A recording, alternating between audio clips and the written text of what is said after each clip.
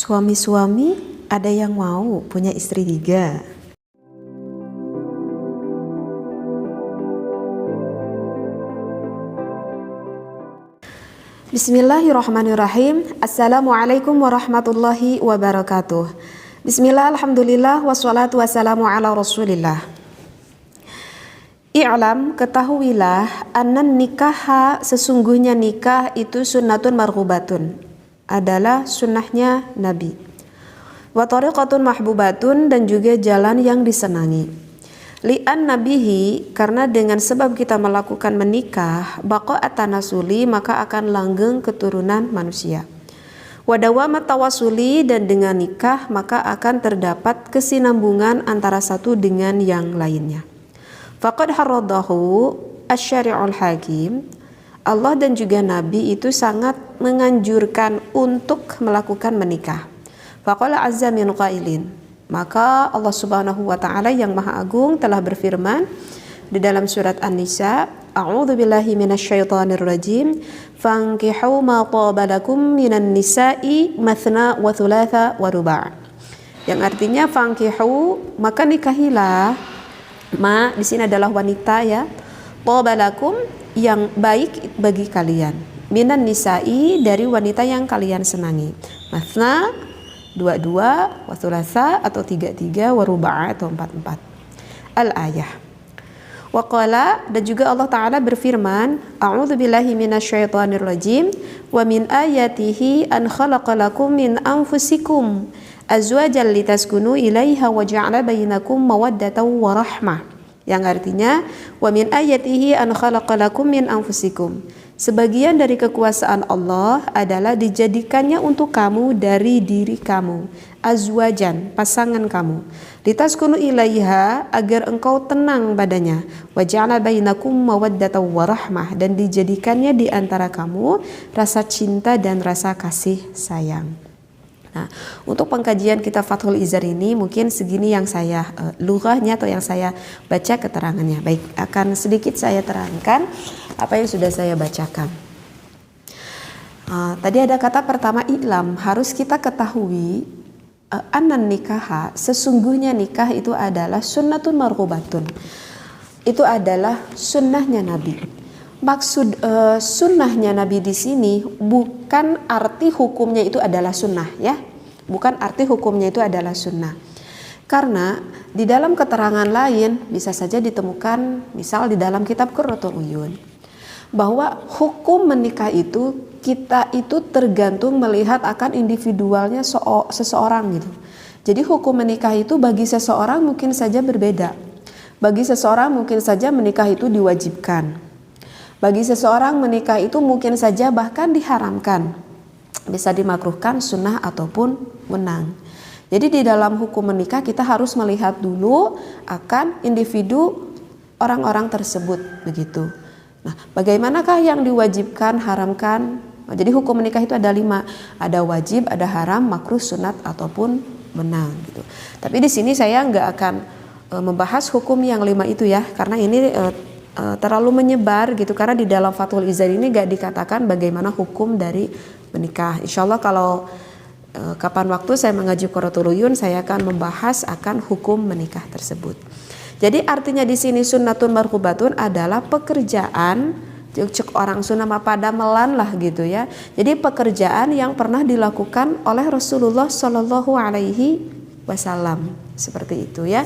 Jadi bukan artinya hukumnya adalah sunnah, bukan seperti itu.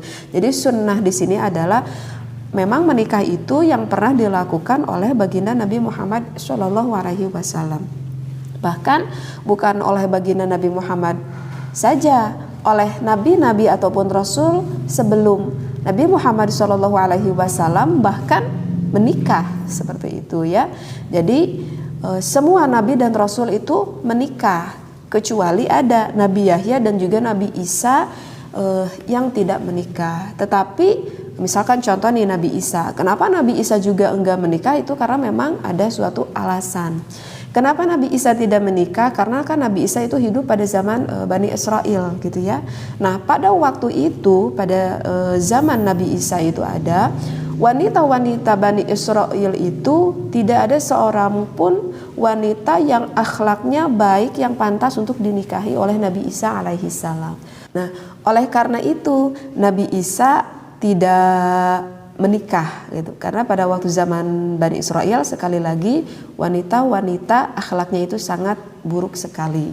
Nah, ibaratlah seperti itu, begitu. Kenapa alasannya tidak menikah? Tetapi rasul-rasul yang lain semuanya menikah. Bahkan ini tertera ya di dalam surat Ar-Ra'd pada ayat ke-38, A'udzubillahi minasyaitonirrajim. Wa laqad arsalna rusulan min qablika wa ja'alna lahum azwajan wa dzurriyyah. Sana dikatakan bahwa sesungguhnya kami telah mengutus beberapa rasul sebelum kamu dan kami memberikan kepada mereka istri dan juga keturunannya. Sehingga pada zaman nabi-nabi sebelumnya pun sangat menganjurkan sekali kepada umat-umatnya untuk melakukan menikah, begitu. Jadi udah paham ya yang tadi dikatakan sunnatun marhubatun di sini. Nah, kita lanjutkan lagi. Wa tariqatun mahbubatun, dan juga menikah itu adalah jalan yang disenangi. Menikah itu kan ibadah. Nah, ibadah yang disenangi apa ya? Ibadah yang disenangi itu nikah. Karena kalau kita berbicara ibadah, kebanyakan baru dengar aja katanya ibadah, kebanyakan orang itu udah males banget mendengar kata ibadah gitu.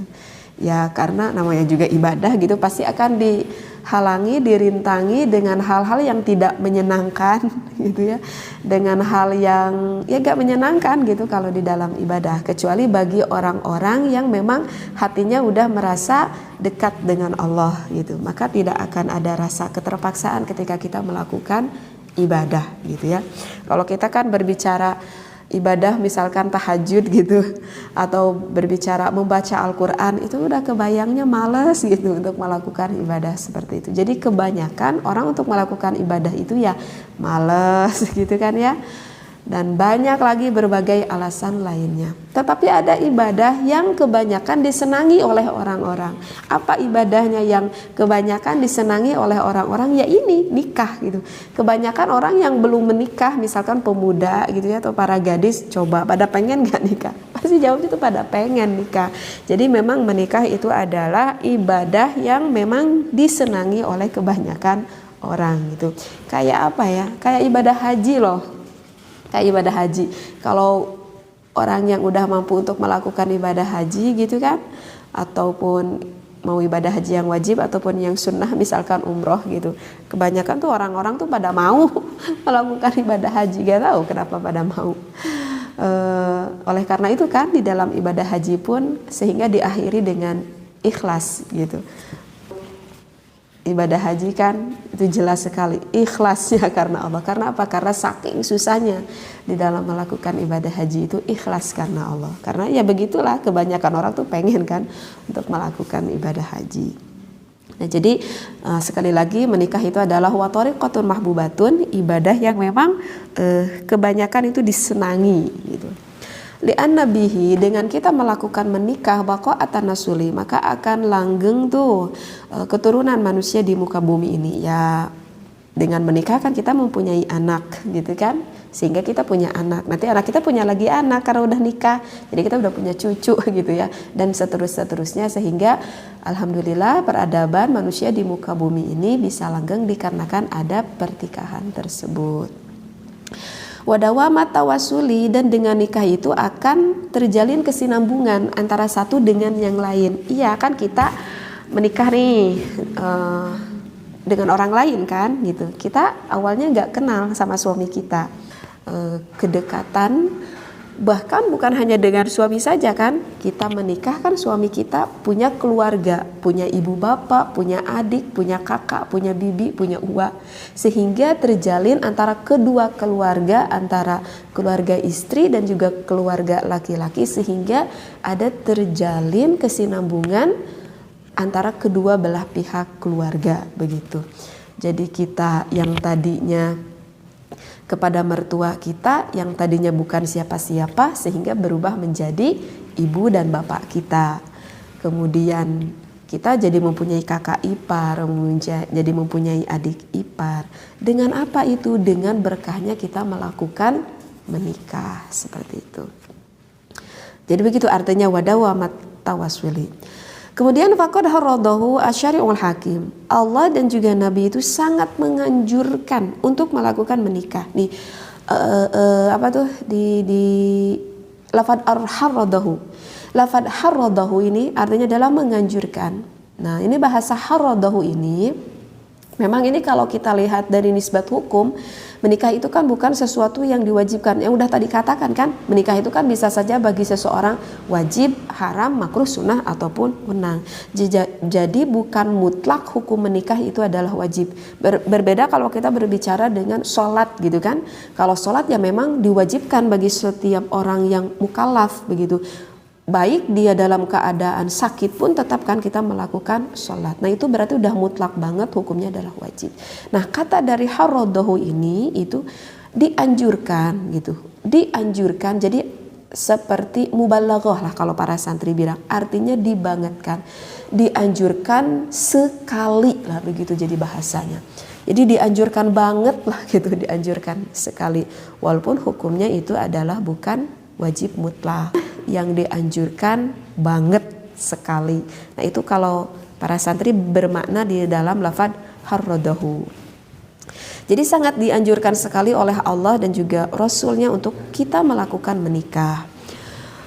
Diperkuat di dalam ayat Al-Quran yang menjadikan dalilnya ada di dalam surat An-Nisa misalkan. Di sini dikatakan fankihu, artinya fankihu adalah maka nikahilah. Maka nikahilah. Kalau santri berkata lafad fankihu, kalau ditanya itu sighahnya apa? Sighahnya itu adalah fi'il amar. Apa itu fi'il amar? Fi'il amar itu adalah artinya kata perintah. Begitu. Jadi maka nikahilah, seolah-olah ini adalah kata perintah dari Allah dan juga Rasulnya. Maka nikahilah. Di sini adalah wanita. Matoba lakum minan nisa'i, dari wanita yang baik bagi kalian. Dari wanita minan nisa'i, dari wanita yang kalian senangi ataupun yang kalian sukai. Kalau bahasa kita mah mungkin anu dipika bogoh gitu ya.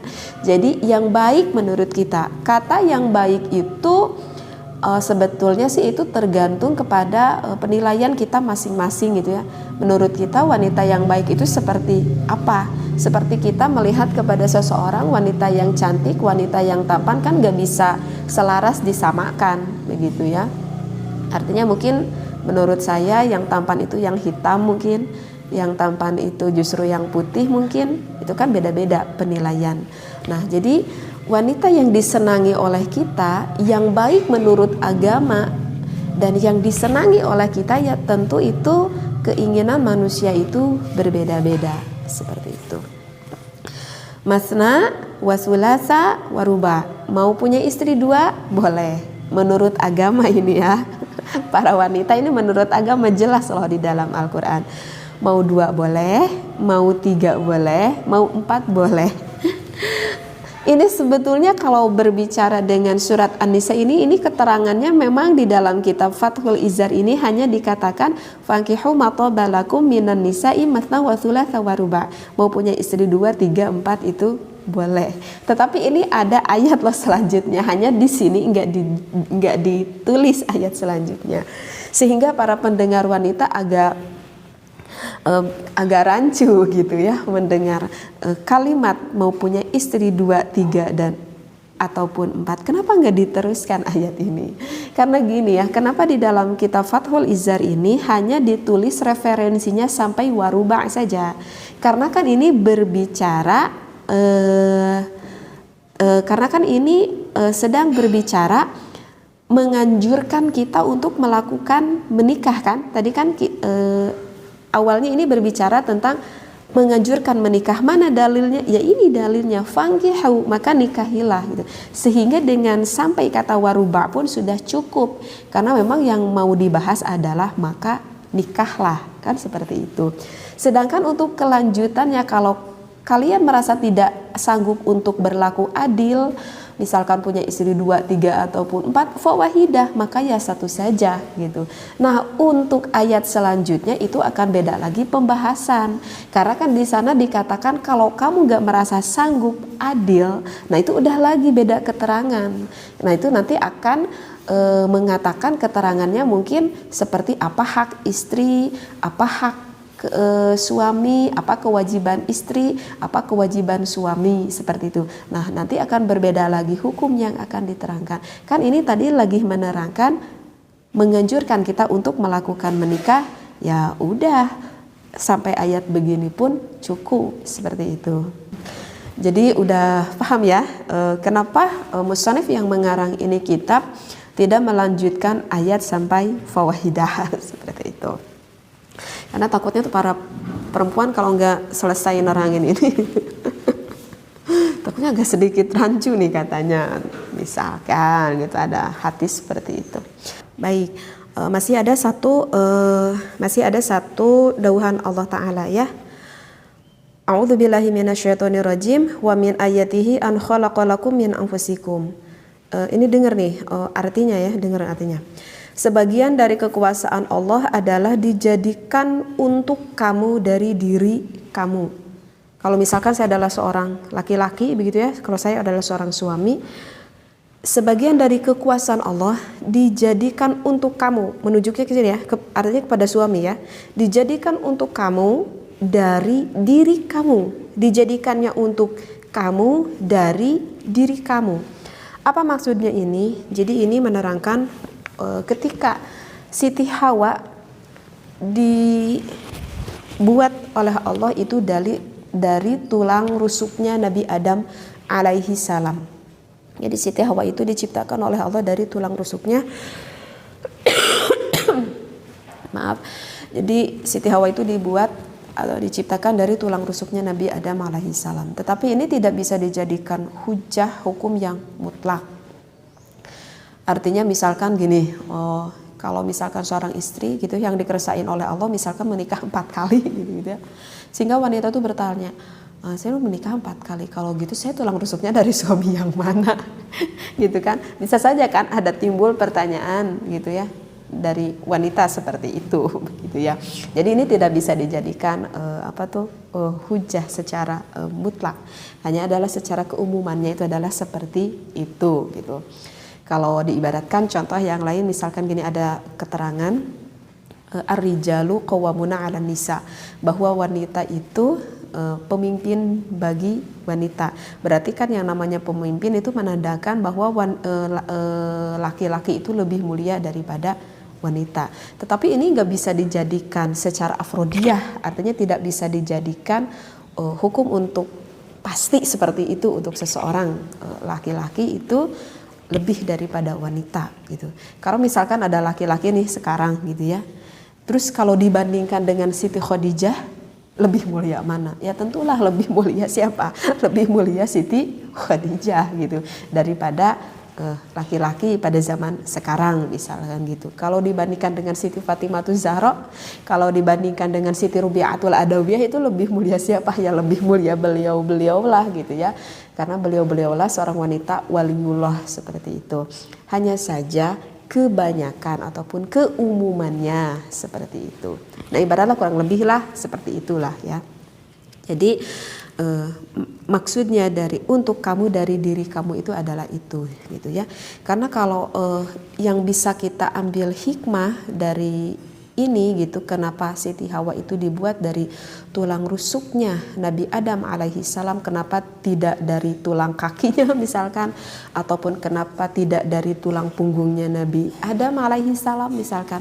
Karena ya kalau misalkan Siti Hawa itu dibuat dari tulang punggungnya Nabi Adam, berarti kan beban seorang wanita itu akan terasa lebih berat. Sedangkan kan dari keterangan yang menjadikan tulang punggung keluarga itu siapa? Ya suami kan. Seperti itu. Yang wajib mencari ipekah siapa? Kan suami kan. Karena itulah wanita itu tidak dibuat dari tulang punggungnya gitu.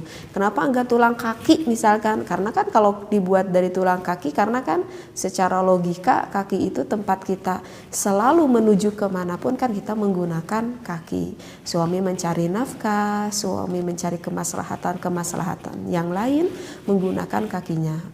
Kalau begitu nanti terasa akan beban lebih berat bagi seorang istri. Karena itulah wanita dibuat dari tulang, artinya Siti Hawa itu dibuat dari tulang rusuknya Nabi Adam. Tulang rusuk kan adanya di dalam untuk kesinambungan misalkan jantung ataupun organ-organ tubuh yang ada di dalam Nabi Adam itu, dari organ-organ dalamnya gitu ya, untuk melindungi itu tulang rusuknya itu. Jadi ini menandakan kalau tulang rusuk itu kan akan mudah sekali patah gitu ya, akan mudah sekali patah. Ya memang sesuai dengan tabiat wanita gitu. Ya karena wanita kan 80% itu lebih tinggi akan emosionalnya, artinya akan hatinya seperti itu. Berbeda dengan laki-laki, justru laki-laki itu 80% menggunakan logika akalnya. Ya begitulah Allah ciptakan. Perbedaan itu adalah untuk saling melengkapi antara suami dan juga istri. Oleh karena itu kan kalau suami memberitahu kepada istrinya walaupun istrinya salah, itu kan harus benar-benar pintar gitu kan suami, agar tidak terluka hatinya sang istri. Karena ya memang begitulah sifat wanita. Tadi dari tulang rusuk yang mudah patah, sehingga kalau di papagahan mencek orang masuk babarian nyeri hati, merbayi nangis gitu kan. Nah seperti itu. Ya mungkin itulah hikmahnya gitu. Kenapa Siti Hawa dibuat dari tulang rusuk Nabi Adam alaihi salam gitu. Jadi untuk melindungi yang bagian dalam gitu. Kenapa? Jadi azwajan, pasangan kamu, litaskunu ilaiha, agar engkau tenang padanya. Tuh di sini kan juga diperjelas agar engkau tenang padanya. Maksudnya agar engkau itu siapa? Maksudnya di sini ada agar engkau itu adalah suami. Kan ketika suami di luar sana dia mencari ifkah dengan berbagai kesulitannya seperti itu kan, dengan capeknya, dengan segala kesulitannya, begitu dengan lelahnya, begitu. Mungkin saja di dalam pekerjaannya ada kekecewaannya seperti itu. Enggak selalu mulus juga kan di dalam mencari rizki. Sehingga ketika pulang dari rumah suami, ada istri di rumahnya, istri yang bisa mententramkan, menenangkan hati dari seorang suami. Makanya di sini dikatakan litaskunu ilaiha, agar engkau tenang padanya.